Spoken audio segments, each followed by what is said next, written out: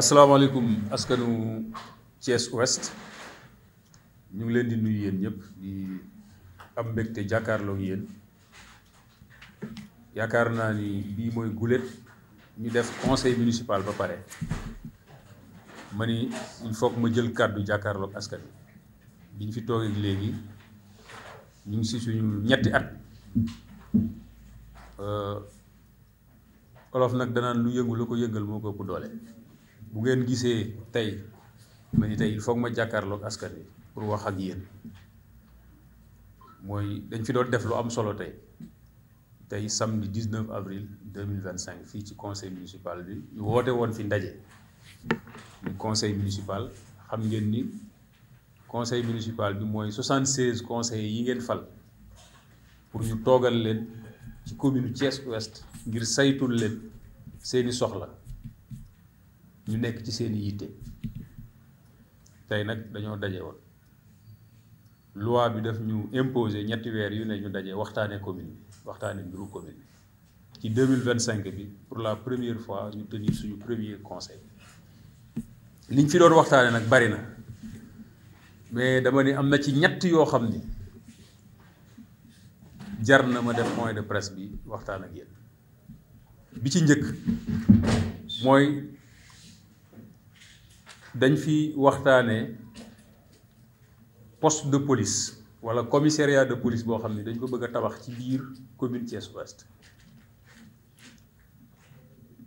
commissariat de police boobu askan wi nga xam ni ñoo dëkkee quartier yi di Grand Standing route de Dakar 1 ak route de Dakar 2 bu la neexee sax nga jàll ba Thiès noonu ak Sapco ba ñu nekkee maire en 2022 lañu ñu bindoon bataaxal comme niñ ko bindee autorité yu bari ni ñoom ci seen bopp dañu soxla ñu tabaxal leen poste de police ci seen zone parce que jàpp nañ ni fa ñu dëkkee ñàkkum kaaraange gi ak sàmba booy yi ñu ngi leen di sonal ñun ba ñu jotee bataaxal boobu ñu jël ko xar ci suñu tànk tubéy dem seeti gouverneur bi fi nekkoon à l'époque Mamadou Moustapha Ndaw toog ceeg moom waxtaan ceeg moom jébbal ko suñu bataaxal ba mu fi jugee gouverneur Mbeng Alioune Badara Mbeng bi nga xam ni moo ko wuutu ba mu ñëwee ñu solaat suñu dàll dem toog ak moom jàmbat ko soxla bi jébbal ko suñu bataaxal ba mu fi jógee le gouverneur Aliou Mamadou Balde bi ko wuutu ñu solaat suñu dàll dem toog ak moom jàmbat ko soxla bi jox ko suñu courrier suñu bataaxal yamuñu ci ba ñu jotee bataaxalu askan wi rek bind nañ le ministère de l'intérieur bi fi nekkoon à l'époque Antoine Félix Diome wax ko soxla askan wi ci commissariat de police ci zone boobu ma tudd kon tey bu yàlla di dogal àdduna di dox ba tey ginnaaw bataaxal yooyu yëpp ma fàttali tamit ni population yi ci ginnaaw def nañ pétition ci ñetti quartier yooyu ma tudd wala ñeent wala juróom pétition boo xam ne lu mat junniy nit ak lu teg signé nañ ko ni nañu bëgg yeesalaat seen yéene pour am poste de police foofu yónnee ko kilifa yëpp bu yàlla dogalee jamono di dox ba kilifa yi nga xam ni ñoo jot ci bataaxal yooyu wooñu ñun en tant que maire ni ñu soxla boobu population yi am yow nga jàmbatoon ko porté ko loolu lañ bëgg mu ànd loolu lañu bëgg a amal ñu bëggoon nag lu mel noonu ci wàllu yoon pour mu am il faut que yéen conseil municipal bi nga xam ni yéen a représenté population bi ngeen joxe ci seen xalaat d'accord ngeen wala d'accordu leen ñu daje tey yàlla dogal ñu waxtaane ko conseil municipal bi ni d'accord nañ pour loolu am ma ni lu mel noonu jaadu nañu xamal askan wi ni kon incha allahu rabbi yàlla mi dara tëwul ci fan yu néew wala weer yu néew incha allah projet boobu dina réaliser wu fii ci diggante Grand Standing route de Dakar 1 route de Dakar 2 Thiès noonu Sapco mieux kilifa yi nga xam ni sax ñoom lañ ciy jokkool ñun poste de police lañ doon wut wax naa ko léegi ci sama wax mais ñoom nee nañ commissariat sax lañ ci bëgg a tabax kon loolu xabaar la boo xam ni jàpp naa ni war nañ ko àggi askan wi tey Thiès Ouest. ñaareelu xabaar bi mu am solo lool mooy bokkoon na ci liñ doon waxtaane mooy commune bi dafa bëgg a signer benn convention ak benn dëkk boo xam ni dafa nekk bitim réew ñu tuddee ko Cuneo nekk ci Italie. loolu tamit pour la première fois ba commune bi sosoo ba léegi 2008 ba ñun ni yàlla dogalee ñu nekk ci maire yi musul ñu am commune Thiès Ouest nekk en partenariat wala en convention ak beneen dëkk boo xam ne bitim réew la nekk. ba ma toogee ba tey ma ci dox guddi di ci dox bëccëg ba yàlla dogal tey loolu di waaj a antu conseil municipal bi ñu soumettre leen projet de convention bi ñu autoriser ko pour ñu nekk en convention avec la ville de Cuneo. loolu jaadu na ñu àgge ko askan wi parce que la nekk ci biir convention bi dafa am solo lool pour commune bi mooy jëflante ci wàllu caada jëflante ci wàllu élèves ak étudiants ak université yi fi nekk jëflante ci wàllu économie demlante ak dikkalante jëflante ci wàllu tourisme culturel. parce que lu mel noonu bu ko commune bu Thiès Ouest porté am ko ñu nar a signé convention bu mel noonu jaadu nañu xabaar ko askan bi parce que loolu day ubbi commune bi day may commune bi dayoo à l'international. waxuma la commune sax mais état yëpp loolu la ñuy wër seen carnet d'adresse ci bitim réew. kon bu ñu ko yàlla mayee tey jaadu nañu wax ko askan bi mu nekk mbégte mu rëy ci ñun. fi ñuy daanele suñuy kàddu muy beneen poñ bu am solo muy terrain Kocc bi nekk ci taxaloog mairie bi nga xam ne ASC Kocc fii mooy terrain traditionnel am. terrain bi ku ne gis na ni meloon yàlla dogal ñu am un partenaire boo xam ni yàlla dogal doomu dëkk bi la jóge fii fu bëli woon bitim réew ba dellu si gis ni war naa mën a jël xaalisam dugal ko ci biir commune bi pour li ko fubal jox mu delloo ko fubal li ko Thiès jox mu delloo ko waa Thiès. partenaire boobu defal ñu wala defal commune bi defal Thiès Ouest defal Thiès yépp infrastructure bu doy nii nga xam ni ñépp moom la ñuy waxtaane Thiès naan terrain bi yàlla dogal nag terrain boobu conseil municipal bi daje woon na tey waxtaan ci pour ñu mën a tàmbali exploitation terrain boobu ba Thiessois yi ñi nga xam ni football moo leen ñor bëgg nañ football mën di jouer ci terrain boo xam ni moderne parce que àdduna foofu la toll léegi. mieux terrain boobu dafa am équipe de football boo xam ne dafa nekk di ay tout tànk ñu war leen a waajal parce que moom mi nga xam ni moo porté projet bi di un privé dafa gis ni fi mu jaar ba dem à l'international war na mën a former ay ndawu Thiessois yu bëgg football ñu encadrer leen ba demee ñu nekk ay professionnels nekk ay d'autres Matar Sarr d'autres Ousmane Ndoye d'autres Habib Diallo te loolu lépp capital humain la buy dellusiwaat ci biir Thiès. kon loolu jaroon na tamit ñu jàkkaarloog askanu Thiès Ouest xamal leen ni poñ yi ñu fi doon waxtaanee tey boo ci jël yokk commune bi la boo ci jël rek développement wu commune bi la boo ci jël rek moom kese li mën a indil commune bi ëllëg moo xam ñu nekk fi wala keneen nekk fi loolu njariñ la boo xam ni yàlla na ko Thiès Ouest yëpp jariñoo yàlla na ko Thiès yëpp jariñoo donc maa ngi féliciter kon tous les conseillers municipaux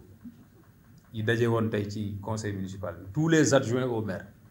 toute l'administration yi fi daje woon tey même am na sax ay nit ñoo xam ni c'est des privés c'est des particuliers c'est des citoyens yoo xam ni ñëwoon dañu fekkee daje donc ñooñu ñëpp ñu ngi leen di féliciter ci suba ba ngoon ñu ngi toog loolu day firndeel ni encore une fois lenge yi ngeen ñu jox dénk ñu ko lu ñu ñor la mais ngeen xam ni suba ak ngoon guddeeg bëccëg ci loolu la ñuy dox pour l'intérêt de Thiès Ouest ci suba ba ngoon ñu ngi toog di waxtaane lool ku ne ñu jox la kàddu nga wax ci sa xalaat ñi nga xam ni nii lañ ko gis ak ñëpp ku ci ne bàyyi nañ la nga wax li nga xalaat le conseil municipal en totale souveraineté décidé te ba ñu décidé ñëpp dañ ko rafetlu en tout cas li ci ëpp dañ ko rafetlu voté ko ba incha allah loolu léegi ñu jublu ci kàttanu borom bi incha allahu rabbi terrain bi ci kanam tuuti dañ ko réceptionné buñ koy réceptionné dinañ ko def xew-xew événement bu rëy ñu invité Thiès yëpp ñu fekke ko parce que nag lu doy nii mënoo koo def di ko xumtoo kon ñu ngi jaajëfal ñëpp di leen vraiment béggee di kontaan bu baax. kañ lañ koy xaatim donc am nañ autorisation conseil bi pour xaatim ko léegi de l'autre côté ñoom tamit seeni loi dëkk dafa am procédure yu mu leen laaj pour ñu mën a signer lu mel noonu comme ñun suñu loi ñim ñu imposé nii balaa maire bi di mën a signer convention il faut conseil municipal jox ko autorisation ñoom it ña nga ci seeni procédure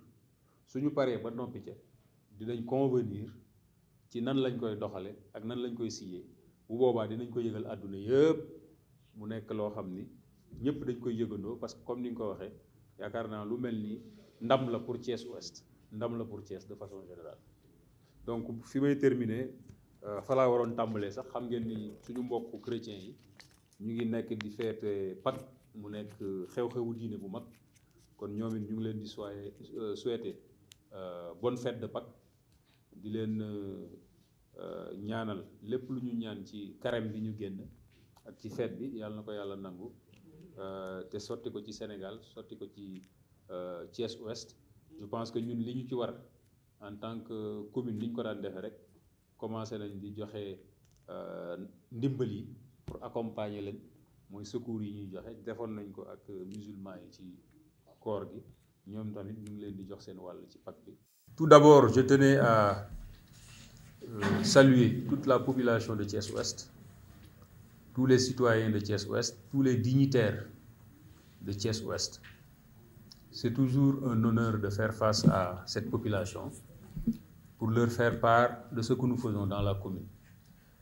Je disais tout à l'heure que c'est la première fois que je prenne la parole à l'issue du conseil municipal, après 3 ans d'exercice. Pourquoi? Parce que l'événement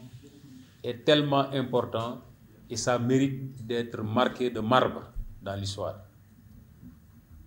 Pour la première fois, dans la commune de Thiès-Ouest, le conseil municipal s'est réuni pour débattre de 3 points, ou bien parmi les points qui étaient inscrits à l'ordre du jour, il y avait 3 points majeurs et essentiels pour le développement de cette commune et pour l'avenir de cette commune. Ces 3 points, le premier, c'est l'érection future d'un commissariat de police dans notre commune, entre les quartiers de grand standing, route de Dakar 1, route de Dakar 2, Thiès Nord et Sapco. Le deuxième point était relatif à la signature d'une convention entre Thiès Ouest et une ville qui se trouve en Italie qui s'appelle Cuneo. Et le troisième point majeur, c'était l'autorisation pour permettre au maire de signer une convention pour l'exploitation du terrain coach. Relativement au premier point, dès mon arrivée à la tête de cette municipalité, j'ai reçu un courrier venant des populations habitant les quartiers de grand standing, route de Dakar 1, route de Dakar 2, Thiès Nord et Sapco, me faisant part de leur souhait de bâtir un poste de police dans cette zone, vu la recrudescence de l'insécurité dans ces quartiers, les agressions, et même la taille même de Thiès. Aujourd'hui, vous n'êtes pas sans savoir que notre ville a vraiment augmenté en démographie en quelques années. Et ça va en s'accroissant d'année en année. Parce que Thiès est devenu aujourd'hui, comme depuis toujours, le carrefour du Sénégal. Mais ça l'est davantage aujourd'hui parce que Dakar est saturé. Et c'est la région la plus proche de la capitale, avec les nombreuses infrastructures qui sont réalisées dans la zone. Donc quand j'ai reçu ce courrier, j'ai porté cette doléance. Je me suis rendu à la gouvernance, voir les autorités. Tous les gouverneurs qui se sont succédés depuis que je suis là, à la tête de cette gouvernance, je les ai rencontrés, je leur ai exposé cette doléance des populations. De Mamadou Moustapha Ndaw, en passant par Alioune Badara Mbengue, Alioune Mamadou Baldé, jusqu'au gouverneur actuel, Saër Ndaw. Mieux, j'ai écrit au ministre de l'Intérieur d'alors, Antoine Félix Diop, pour lui adresser un courrier pour porter la doléance des populations. Cette doléance, vieille de plusieurs années, est sur le point d'être réalisée. Les autorités m'ont saisi pour me demander à mon tour de saisir le conseil municipal pour qu'il donne son avis sur cette réalisation, parce que juridiquement, le conseil municipal doit donner son avis. Donc, on s'est réunis aujourd'hui et le conseil, on en a discuté. Majoritairement, les gens ont voté cette délibération, ont donné leur avis favorablement, autant pour moi, parce qu'il s'agissait de donner un avis et non de voter une délibération. Ils ont donné leur avis par rapport à la réalisation de ce projet. On demandait un poste de police. Les autorités nous ont dit, vu le site qui sont imposés par leur loi dans leur pays, on va convenir d'un commun accord comment on va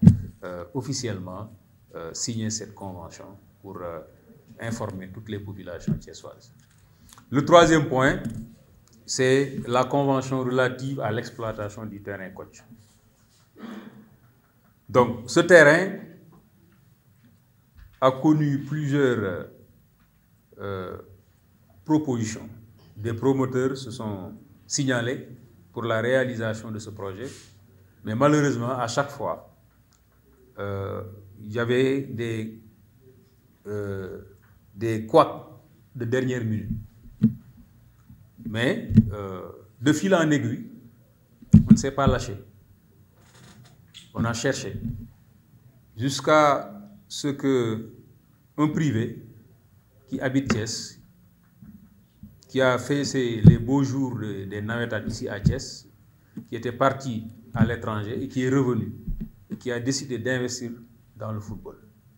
Ce privé nous a approchés et nous a montré vraiment sa volonté de réaliser une infrastructure de qualité sur ce terrain. On a discuté avec le quartier, avec l'ASC Kocc, jusqu'à trouver un terrain d'entente. Et on a autorisé le démarrage de la réalisation de ce terrain magnifique, qui est un bijou pour Thiès. Donc, après la réalisation de ce terrain, il fallait maintenant saisir le conseil municipal pour que le conseil puisse se prononcer sur les conditions d'exploitation de ce terrain. Quelles sont les obligations du partenaire? Quelles sont les obligations de la commune de Thiès-Ouest? On en a discuté. Chacun a donné son point de vue. Et majoritairement, les conseillers ont décidé souverainement de voter cette convention qui va nous permettre, dès à présent, dans quelques jours, de réceptionner cette infrastructure de qualité et d'inviter tous les sportifs thiessois, tous les pratiquants, tous les amoureux du sport, tous les thiessois de façon générale, à cet événement important, parce que, quand même, ce n'est pas une petite chose. Cette infrastructure de qualité, il faut aller sur le terrain pour voir que, vraiment, c'est une belle réalisation de la commune de Thiès-Ouest. Donc, je termine par féliciter tout le conseil municipal, tous les conseillers qui ont pris part au débat,